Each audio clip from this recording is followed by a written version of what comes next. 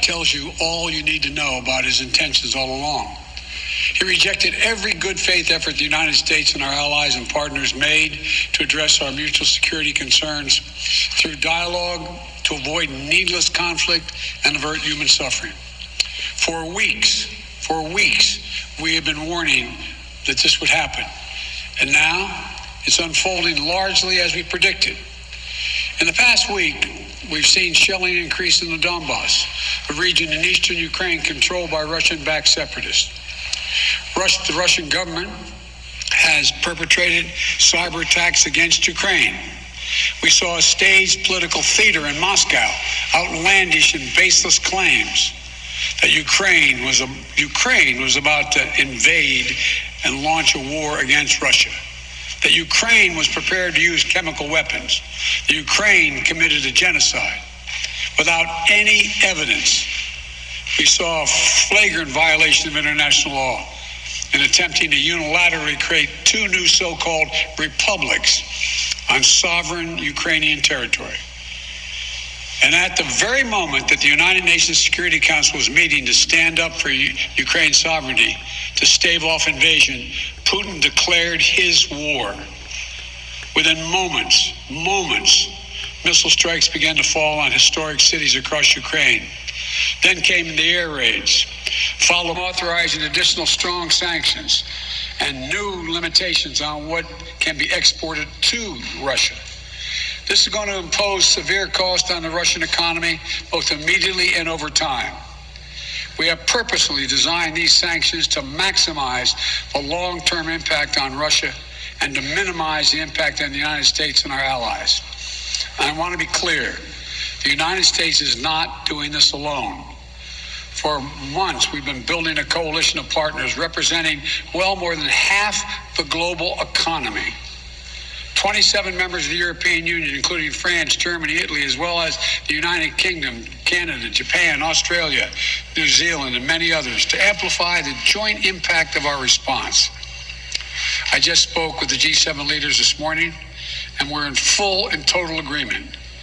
We will limit Russia's ability to do business in dollars, euros, pounds, and yen to be part of the global economy.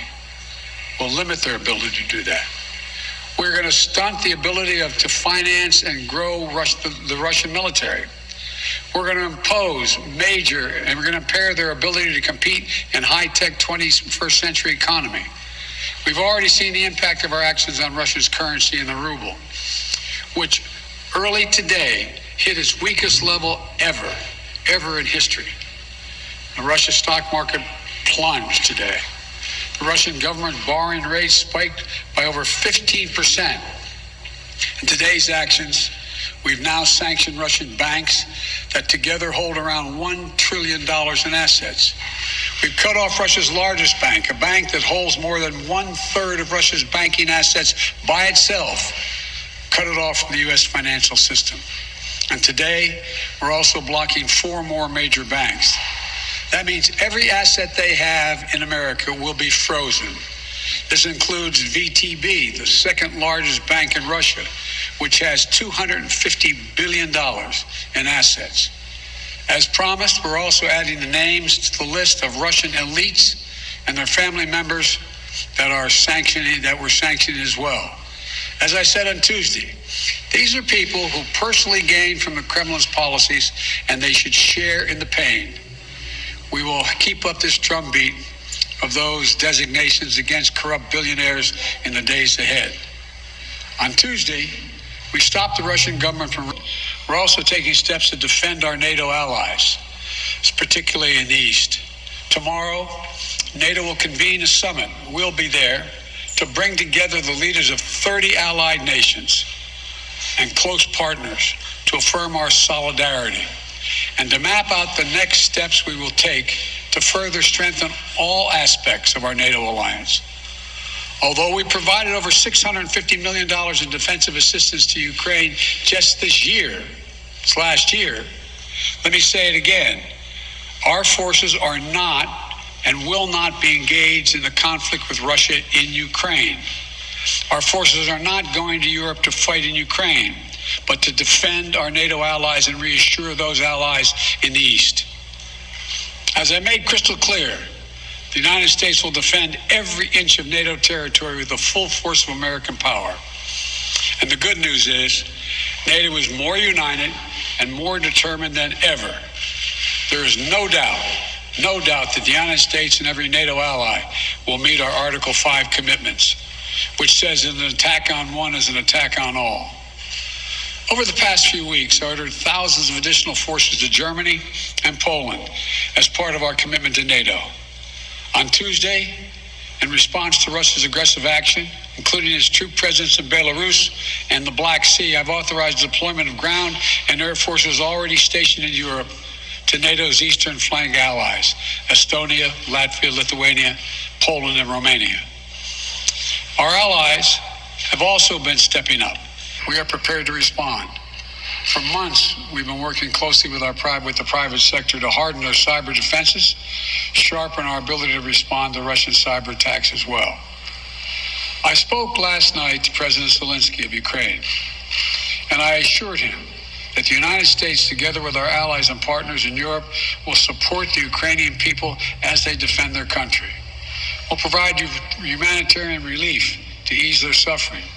In the early days of this conflict, Russia propaganda outlets will keep trying to hide the truth and claim success for its military operation against a made-up threat.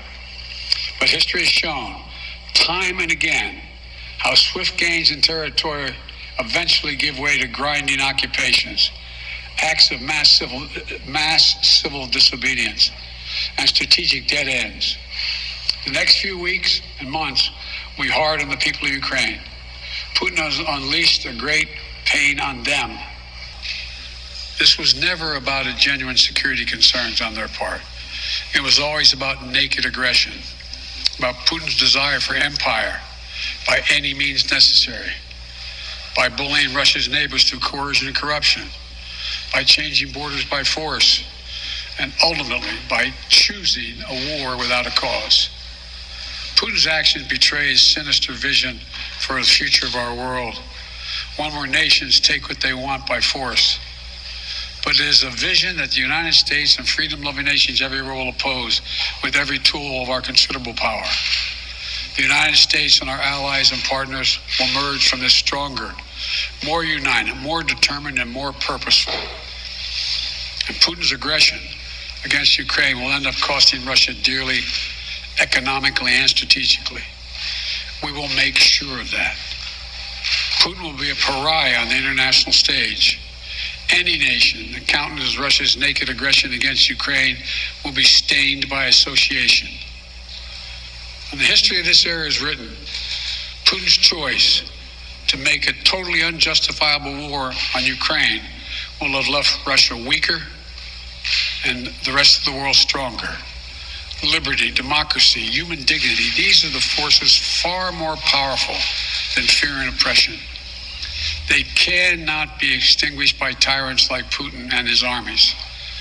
They cannot be erased by from people's hearts and hopes by any amount of violence and intimidation.